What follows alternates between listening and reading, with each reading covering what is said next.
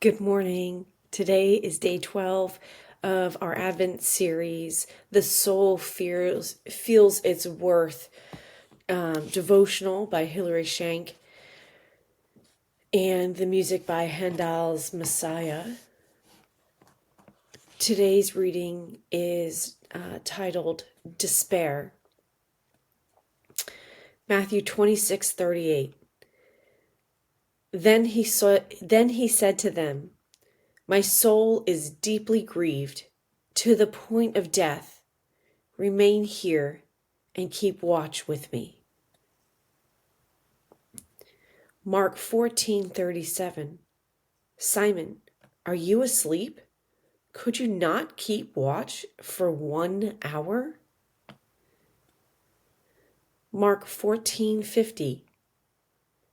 And they all left him and fled. Matthew 27:46. A lot of scripture verses today. While Jesus was on the cross, he cried out with a loud voice, saying, "Eli, Eli, lama sabachthani." That is, my God, why have you forsaken me?"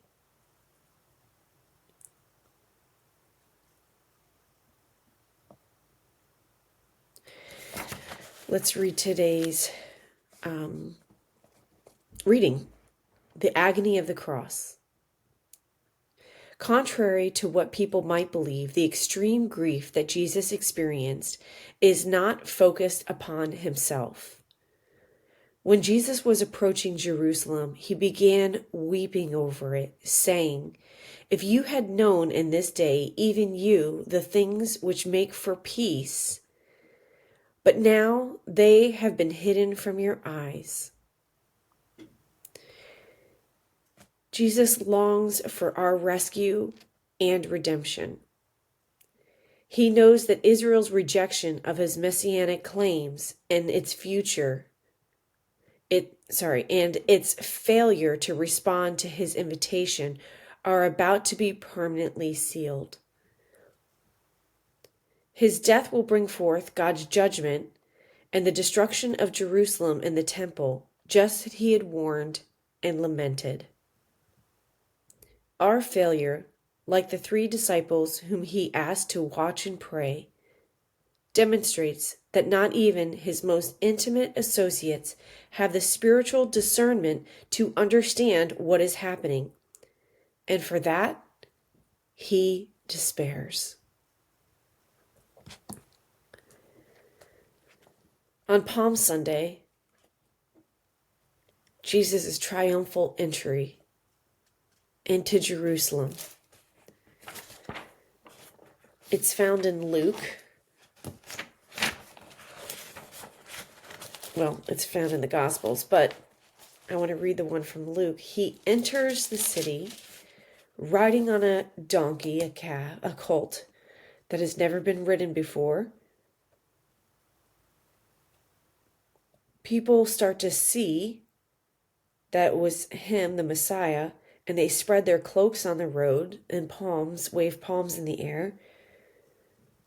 And in loud voices they were saying, "Blessed is the King who comes in the name of the Lord." But then the other people, the Pharisees in the crowd, saw this and they said to Jesus, "Teacher, rebuke your disciples."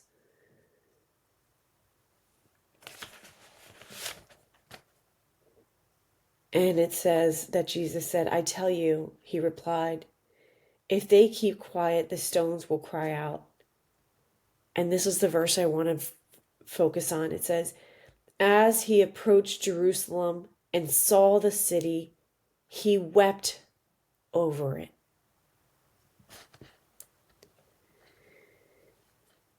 His extreme, deep grief to the point of death was not because of what he was about to experience. It was that there were so many people who didn't believe. Their failure to believe meant their failure to be rescued, saved, which is what he came to do.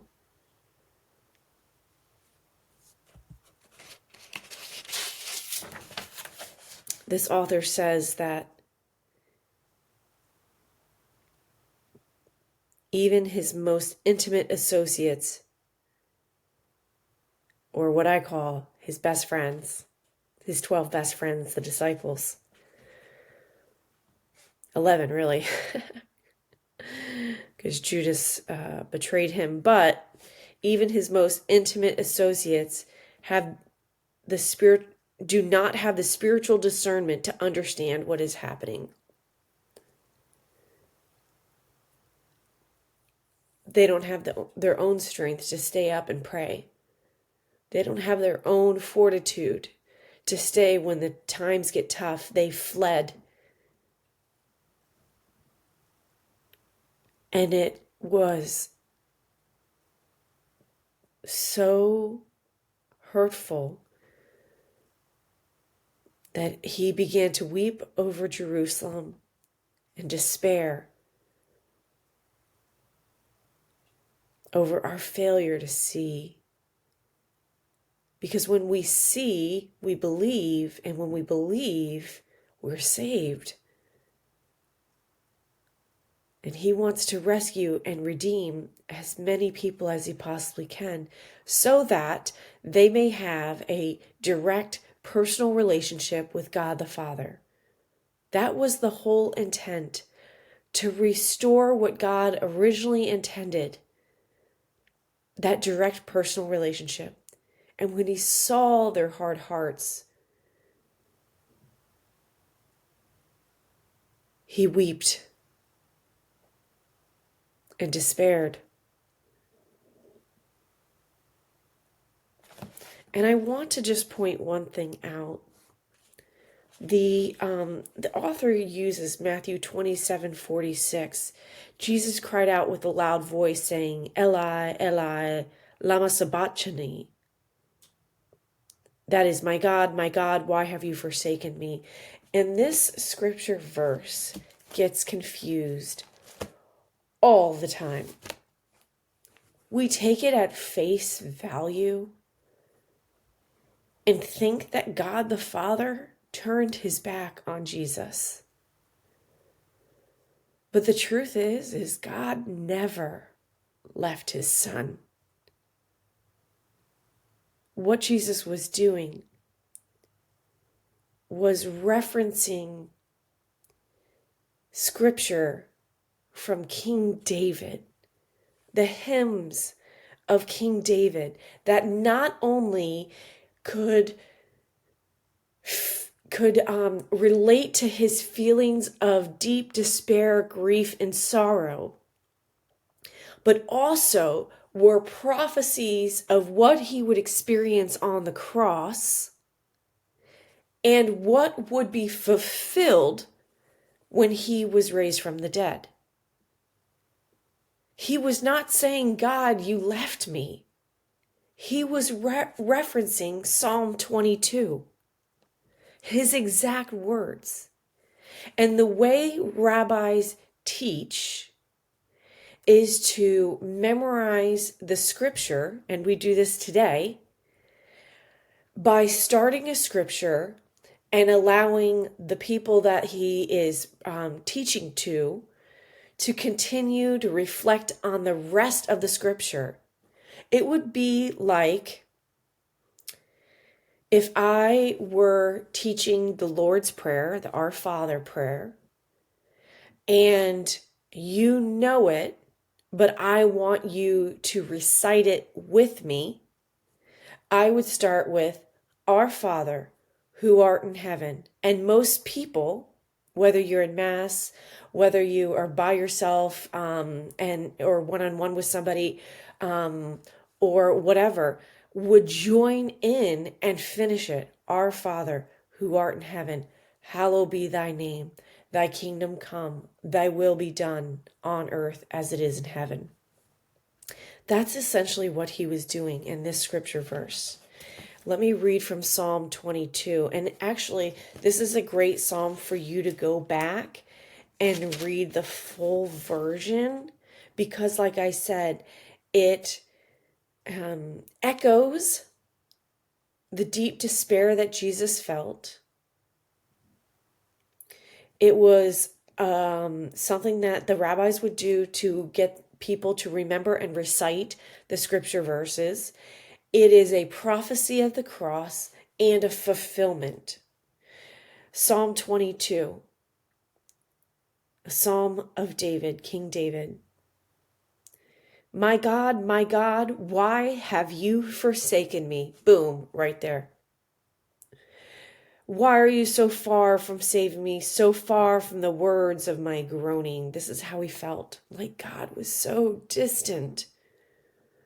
Oh my God, I cry out by day, but you do not answer, and by night you are silent.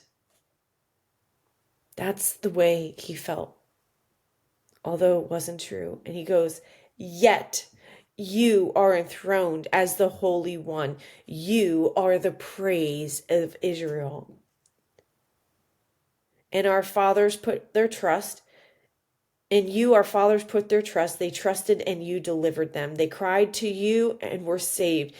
In you they trusted and were not disappointed.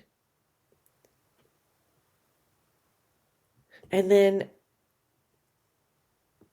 the same psalm, Psalm 22:13 through 18, it's a parallel to Jesus' crucifixion. And then if we keep jumping down, it talks about who Jesus was. Verse 24, for he has not despised or disdained the suffering of the afflicted one. He has not hidden his face from him, but has listened to his cry for help. So Jesus is the despised and the disdained one. He was the one suffering, and he was the afflicted one. But what he's saying is that even though this was happening, God did not hide his face from him. He listened to his cry for help. So let's not get this scripture verse wrong. God does not leave us. And Jesus was not crying and weeping and at the point of, what does it say? My soul is deeply grieved to the point of death, where he's sweating blood in the Garden of Gethsemane. He is not doing that because of the agony that he will feel on the cross for himself. It is for us. It's all for us.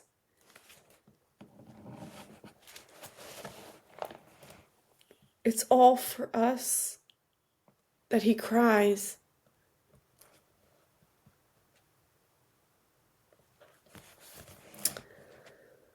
Let me listen to the music today.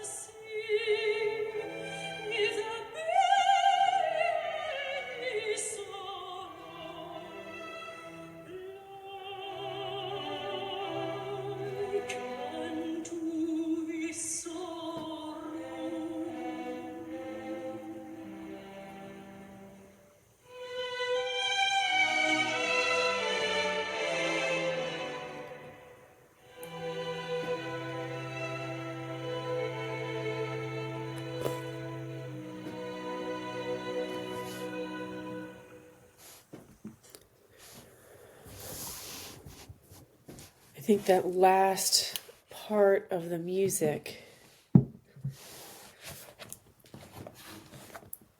is what stirs me. Behold and see if there be any sorrow like unto his sorrow. That scripture verse is taken from Lamentations, where he lamented over the things that were not right in this world. Behold and see if there be any sorrow like unto his sorrow.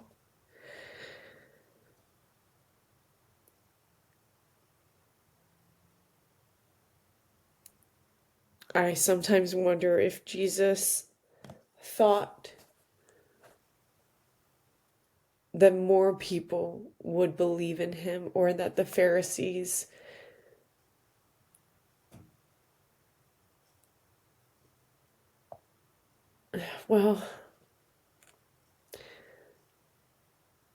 he came and knew that he would have to make this sacrifice. But he also wept, almost wishing that they would turn from their ways.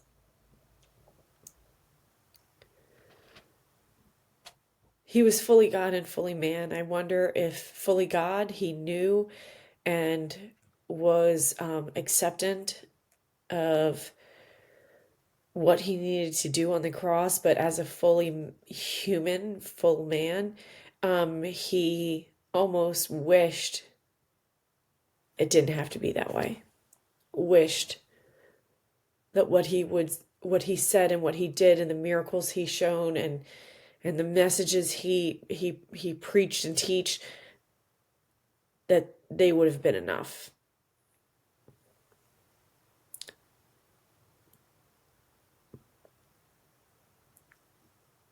And I know that like his disciples in the Garden of Gethsemane, I know I fail sometimes, often. And I am thankful that now Jesus is in heaven and he is seated at the right hand of the Father and he intercedes for me. He prays for me. He understands my weakness and my failures. And he'll never leave me because he bore it all for me. I'm so grateful.